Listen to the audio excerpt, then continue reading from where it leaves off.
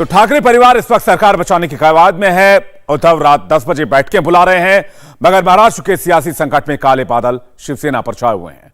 लेकिन सरकार को लेकर सबसे ज्यादा एक्टिव शरद पवार का खेमा है। आज दिन भर मुंबई में हलचल क्या थी, देखिए इस रिपोर्ट के जरिए।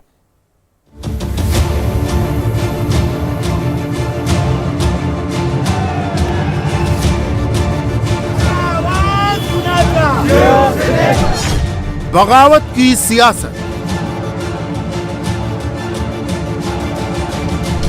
अमानत में खयानत,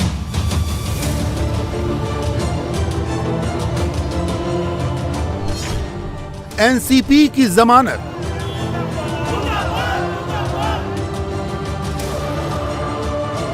और बीजेपी से अदावत।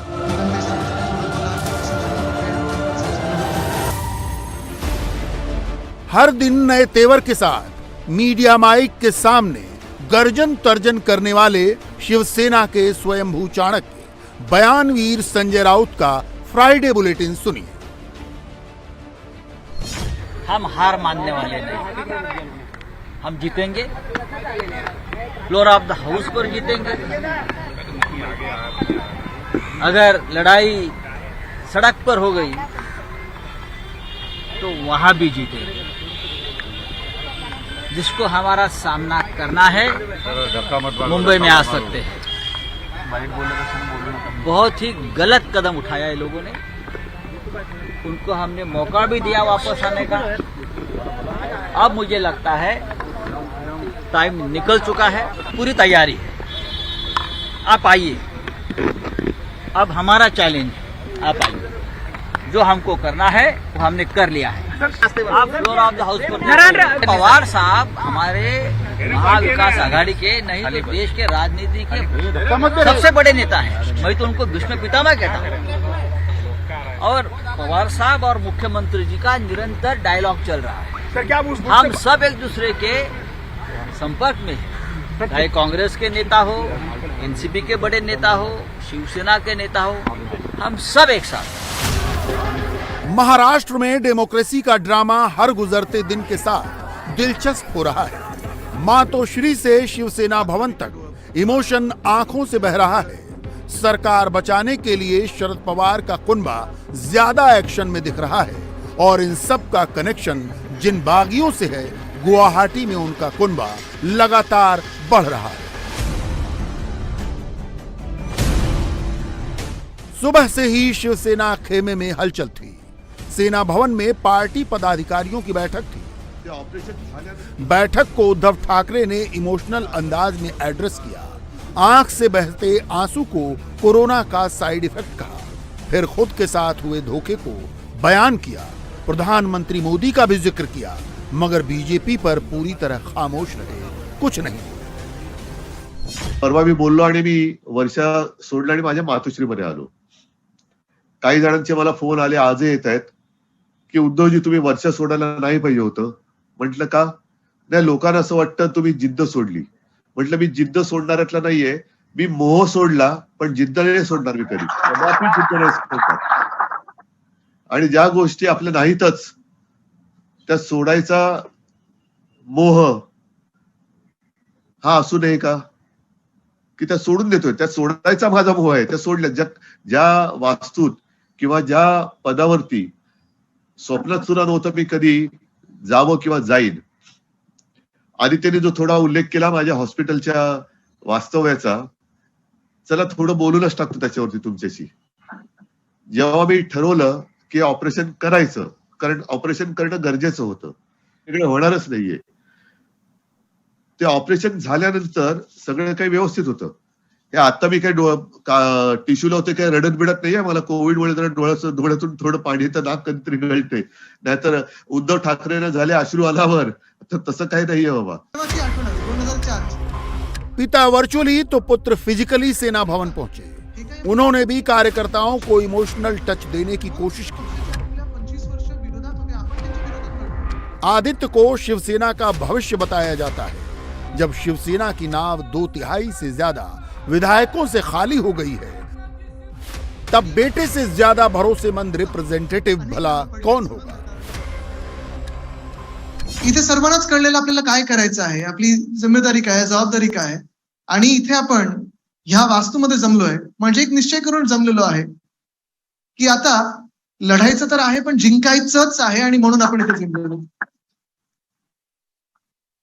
हे 2-4 दिवस ते सगळं नाट्य चाललेलं आहे ते काही नवीन नाही. हे 1 वर्षापासून थोडी कुरबुर चालू होती. त्यांच्यावर किती बोलायचं, काय बोलायचं हा एक प्रश्न आहे. कारण किती किंमत द्यायची त्या अशा लोकांना जे स्वतःची किंमत लावून विकत तिथे गेलेले आहेत, विकून गेलेले आहेत, त्यांना आपण किती किंमत द्यायची हा एक मोठा प्रश्न आहेच.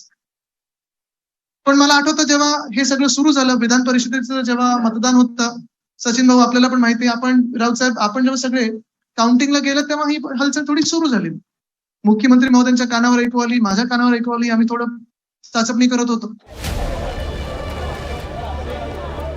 बाला साहब की शिवसेना ग्राउंड वर्कर्स की शिवसेना थी, मगर उद्धव की शिवसेना में जमीनी कार्यकर्ताओं का अभाव है। बाला साहब की एक आवाज पर मुंबई उबल पड़ती थी, मगर जब शिवसेना सियासी संकट के सबसे कठिन दौर से गुजर रही है, तब मातोश्री से लेकर सेना भवन तक कार्यकर्ता से ज्यादा मीडिया दिख रहा था।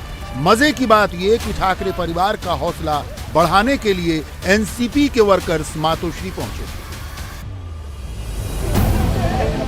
बागी शिवसैनिक जिस हिंदुत्व की वापसी चाहते हैं, एनसीपी महिला विंग की नेता विद्या चव्हाण ने उसे ढोंगी हिंदुत्व बताया। हमारा मैसेज यही है कि पुरोगामी महाराष्ट्र में ये ढोंगी हिंदुत्व नहीं चलेगा। हम सब लोग साथ हैं और हम उद्धव जी के साथ हैं। तो क्या हुआ, हम लोग हिंदुत्ववादी नहीं, क्या हम लोग क्या है, हम लोग भी, लेकिन ढोंगी हिंदू नहीं है हम लोग संविधान मानने वाले हिंदू हैं और हमारे जैसे बहुत सारे हिंदू हैं जो हमारे साथ है। ये ढोंग नहीं है। फैसिस्ट लोगों के साथ महाराष्ट्र कभी खड़ा नहीं हुआ और नहीं होगा। तो ये हमें भाजपा को बताना है कि तुम्हारी ये गुंडागर्दी दादागर्दी महाराष्ट्र में नहीं चलेगी और महाराष्ट्र का हर इंसान, हर बंदा आज उद्धव ठाकरे जी के साथ है। भले ही 40 जाए 50 जाए, हमें कोई परवाह नहीं। जो गए हैं वो कभी चुन के नहीं आएंगे, इतना मैं कहती हूँ। सियासत में कमजोर ग्राउंड पर अपने भी मदद का हाथ नहीं बढ़ाते, मगर एनसीपी उद्धव ठाकरे के साथ साना बसाना खड़ी है। उनके अपने कार्यकर्ता कहां हैं, ये एक बड़ा सवाल है। और उन्होंने जो बोला उसका मतलब क्या है। उद्धव ठाकरे आज अपने जिला अध्यक्षों से मुलाकात कर रहे थे और जिस वक्त ये मुलाकात हुई तो शिवसेना भवन में आदित्य ठाकरे पहुंचे और विडंबना ये रही कि जो शिवसेना हमेशा बड़ी घटना होने पर सड़क पर नजर आती थी, यहां शिवसेना भवन में मीडिया ज्यादा, कार्यकर्ता कम थे। उससे एक बड़ी और विडंबना ये थी कि एनसीपी के विधायक यहां शिवसेना का मनोबल बढ़ाने के लिए पहुंच रहे थे, कहीं ज्यादा एक्टिव नजर आ रहे थे। उद्धव ठाकरे ने वर्चुअल कॉन्फ्रेंस के जरिए अपने कार्यकर्ताओं से मार्मिक अपील की। उसके बाद शिव सैनिकों के खून में कुछ उबाल दिखा और कई जगहों पर विरोध प्रदर्शन और बागी विधायकों के ऑफिस में तोड़फोड़ की तस्वीरें आईं। लेकिन कुल मिलाकर इस पूरे मामले में एनसीपी कहीं ज्यादा एक्टिव और शिवसेना कहीं ज्यादा शांत नजर आ रही है, या कहें कि बेबस नजर आ रही है। उद्धव ठाकरे की इमोशनल अपील का मामूली सा असर मुंबई के कुर्ला में दिखा। विधायक मंगेश कुडालकर के ठिकाने पर शिव सैनिकों ने गुरिल्ला छापामारी की, तोड़फोड़ की गई और मंगेश कुडालकर का पोस्टर फाड़ा गया। मगर जितने आवेश में शिव सैनिक नहीं हैं, उससे ज्यादा आक्रोश में एनसीपी है। अघाड़ी की थर्ड पार्टी कांग्रेस साइलेंट है, मगर एनसीपी वर्कर्स सड़कों पर हैं। ये प्रदर्शन नागपुर का है, जहां एनसीपी कार्यकर्ता नारायण राणे के खिलाफ प्रदर्शन कर रहे हैं।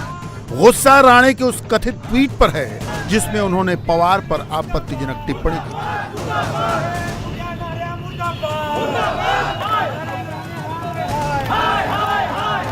नागपुर में कार्यकर्ताओं का प्रदर्शन हो या मुंबई में उद्धव के पक्ष में एनसीपी का उतरना, सरकार के संकट को लेकर शिवसेना से ज्यादा एनसीपी में खलबली है।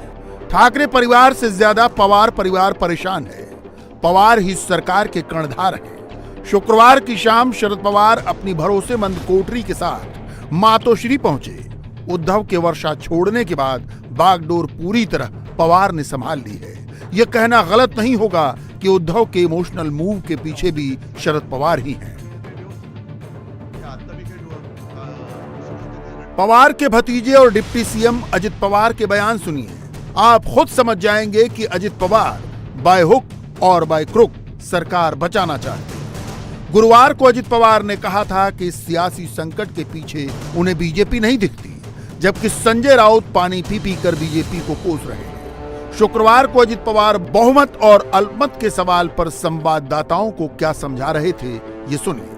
शिंदे ग्रुप की तरफ से मीडिया से फोन पर जो बातचीत की है, उनका कहना है कि 40 शिवसेना के विधायक उनके पास है, साथ साथ में इंडिपेंडेंट भी 9-10 है, लगभग 50 के करीब। अब सवाल ये उठता है कि 2/3 बहुमत शिंदे ग्रुप के पास में है, तो ये सरकार तो अल्पमत में आ गई। अरे वो शिवसेना के है ना, आपने भी क्या बताया कि वो शिवसेना के विधायक है, तो अभी चीफ मिनिस्टर भी शिवसेना के हैं और उनको सपोर्ट दिया है राष्ट्रवादी कांग्रेस पार्टी ने और कांग्रेस ने, तो पूरी मेजोरिटी है ना। दादा सवाल यहाँ ये उठता है कि उन 40 विधायक दादा वो 40 विधायक लगातार ये कह रहे हैं। उसके बारे में उन्होंने क्या कहना चाहिए क्या नहीं कहना चाहिए वो उनका अधिकार है। उन्होंने पार्टी फ्लोर पे पार्टी के जो चीफ है उनको बताना चाहिए। जानकारों का कहना है कि अजित पवार दोनों तरफ कांटा लटकाने की कोशिश में हैं। एक तरफ वो बीजेपी से गठबंधन की संभावना तलाश रहे हैं, दूसरी ओर उद्धव को हटाकर एकनाथ शिंदे को सीएम बनाने के लिए भी तैयार हैं। इस बीच सवाल उठता है कि सारे मंत्री तो गुवाहाटी भागे जा रहे हैं। जवाब क्या देते हैं, सुनिए। आप अगर गवर्नमेंट में होते और मेजोरिटी में होते तो आपको अधिकार ही है, मिनिस्टर को अधिकार है ना। उस मिनिस्टर को जिस डिपार्टमेंट का काम हो रहा है उस डिपार्टमेंट के मिनिस्टर को अधिकार है। फाइनल अधिकार तो चीफ मिनिस्टर का रहता है। दादा एक सवाल शिंदे और उनके ग्रुप में कौन सारे मिनिस्टर्स हुए हैं? अजित पवार यहाँ है, उद्धव ठाकरे जी यहाँ है, जयंत पाटिल यहाँ है, दिलीप वळसे पाटिल यहाँ है, राजेश टोपे यहाँ है, अशोक चौहान, बाळासाहेब थोरात, वर्षा गायकवाड़, सब हम यहाँ है।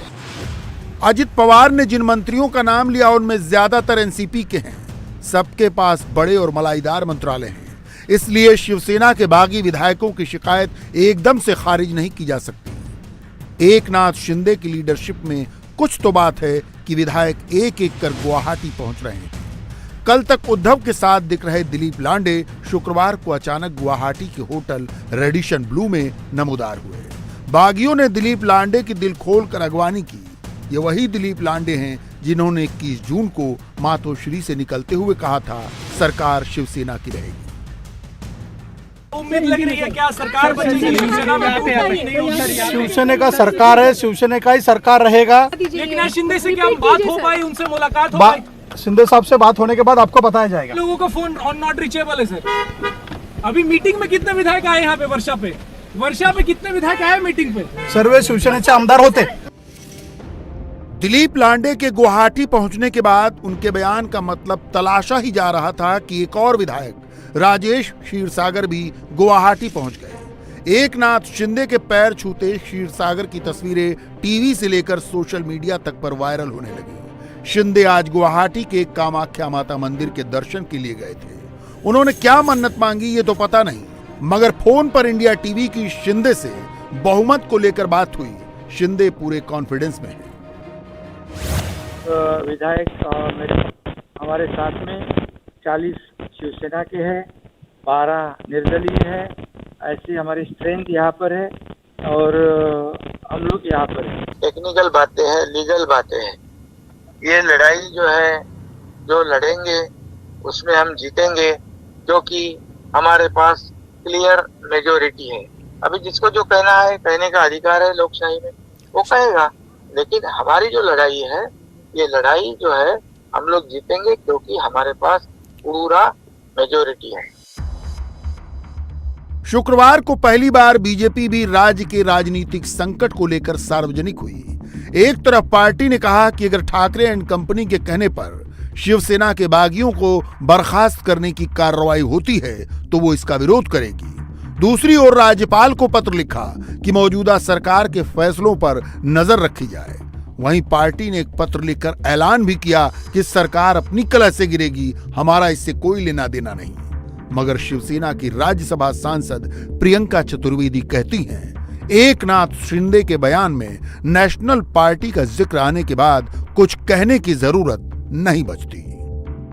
ये कहा जा रहा है शिंदे कैंप की तरफ से कि आप लोग के पास नंबर्स नहीं, मेजॉरिटी नहीं दूंगी, मैं उनका जवाब नहीं दूंगी। वो किस तरीके से कह सकते हैं मेजॉरिटी है या नहीं, जो उनका खुद का जो पोजीशन है लीगली टेनेबल नहीं है। वो कह रहे कि कार्रवाई वो कार्रवाई करना चाहते हैं। रिपीट करूंगी, जो चीज लीगली टेनेबल नहीं है मैं उसका जवाब नहीं दूंगी। एक आखिरी सवाल, आप उद्धव जी ने ये भी कहा कि हम दोबारा खड़े होंगे, उस बारे में बताइए। बिल्कुल होंगे, मैंने पहले भी कहा है, ये पहली बार नहीं हुआ है। शिवसेना जब जब इस तरीके की बात हुई है, शिवसेना और जोश से उभरी है और जीत कर आई है और यूनिफाइड है और यूनिफाइड रहेगी। पाटिल का एक बयान है कि इस पूरे प्रकरण से बीजेपी का कोई भी लेना देना नहीं है। आप शिवसेना मैं इसका जवाब नहीं देना चाहती हूँ। जब खुद एकनाथ शिंदे जी ने कहा एक सुपर पावर हमारे साथ है, एक नेशनल पार्टी हमारे साथ है, उसका जवाब सामने आ ही गया है। इंडिया टीवी हर वक्त हर जगह डाउनलोड करने के लिए सर्च करें India TV news Google play store या ऐप स्टोर पर।